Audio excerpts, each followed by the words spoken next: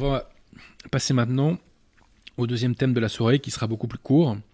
Pour être transparent avec vous, le thème de Mel Gibson n'était pas mon sujet d'émission initiale. Et pour mon sujet d'émission initiale, je me suis infligé de relire un peu Amoris Laetitia. Et cela m'a fait retomber sur un des grands scandales d'Amoris Laetitia, à savoir la promotion de l'éducation sexuelle par la secte conciliaire. Éducation sexuelle pour les enfants notamment. Qu'enseigne l'Église au sujet de l'éducation sexuelle ? C'est pas compliqué. L'Église condamne l'éducation sexuelle infailliblement dans son encyclique Divini Ilius Magistri. Citation de Pie XI à ce sujet.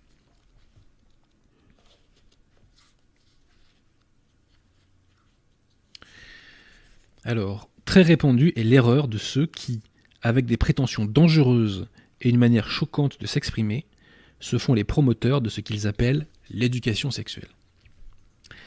Ils se figurent faussement prémunir la jeunesse contre les périls des sens uniquement par des moyens naturels, tels que cette initiation téméraire et cette instruction préventive, donc c'est bien l'instruction préventive qui est condamnée. Donc cette instruction préventive donnée à tous indistinctement et même publiquement, ou pire, ou ce qui est pire encore, cette manière d'exposer les jeunes gens pour un temps aux occasions, afin, dit-on, de les familiariser avec elles et de les endurcir contre les dangers.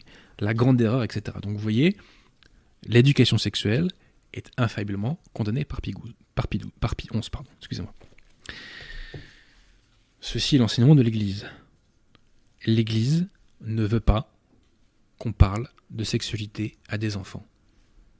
Quel qu'en soit le motif, même pour une bonne intention, l'Église, je le répète, ne veut pas qu'on parle de sexualité aux enfants.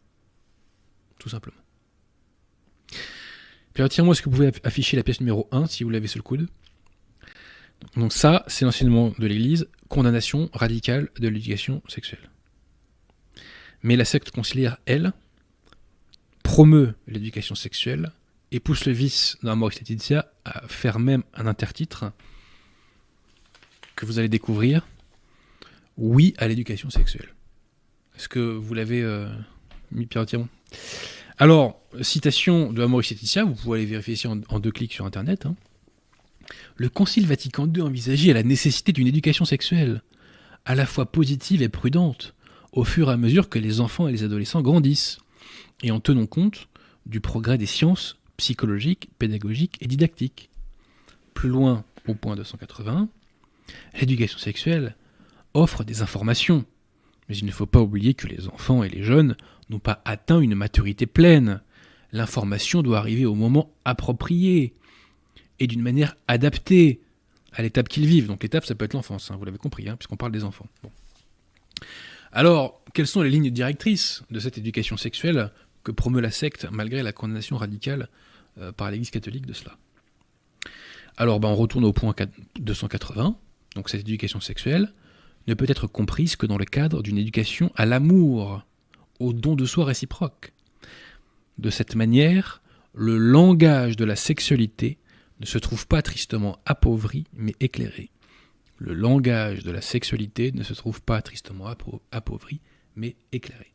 Donc, première indication sur l'éducation sexuelle promue par la secte auprès des enfants, cela sert donc à éclairer le langage de la sexualité. Point 284. Citation. Le langage du corps exige l'apprentissage patient qui permet d'interpréter et d'éduquer ses propres désirs pour se donner réellement. Interpréter et éduquer ses propres désirs pour se donner réellement.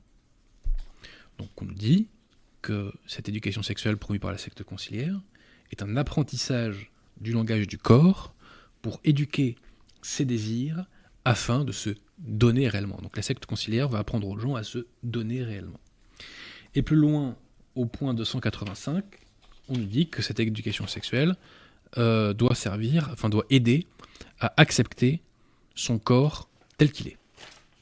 Et notamment, on nous dit que ça doit nous aider à ne pas tomber dans la théorie du genre et ce genre de délire. En résumé, Donc l'éducation sexuelle promue par la secte conciliaire auprès des enfants et des jeunes peut se résumer comme ceci, en tout cas ce sont certains de ses grands axes: éclairer le langage de la sexualité, éduquer ses propres désirs par l'apprentissage donc du langage du corps pour se donner réellement, et accepter son corps. Tout ceci est tordu, tout ceci est pervers, tout ceci est condamné par le magistère de l'Église infailliblement. L'éducation sexuelle est condamnée infailliblement par l'Église. L'Église ne veut pas qu'on parle de sexualité aux enfants.